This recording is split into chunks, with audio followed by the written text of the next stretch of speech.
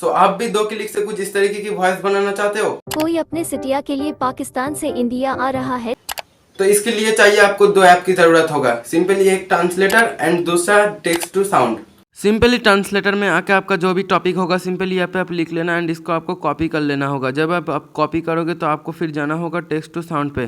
Text to sound आपके सामने कुछ इस तरीके से दिखाई देता है एंड इसको आपको थोड़ा स्क्रॉल करके हिंदी पे सिलेक्ट कर लेना होगा। जब आप हिंदी पे सिलेक्ट करोगे तो आपको इसको वॉइस 3 पे क्लिक करके सिंपली डन कर लेना होगा। डन पे जब आप क्लिक करोगे तो आपके सामने आ जाएगा कुछ इस तरीके की इंटरफेस। सिंपली यहाँ पे उसको पेस्ट कर देना एंड यह से आप डायरेक्ट सुन भी सकते हो एंड ऊपर में एक्सपोर्ट पे क्लिक करते ही जो भी टॉपिक होगा सिंपली फाइल मैनेजर पे सेव हो जाएगा। ऐसे वीडियो के लिए सब्सक्राइब कर देना टेक गुरु को।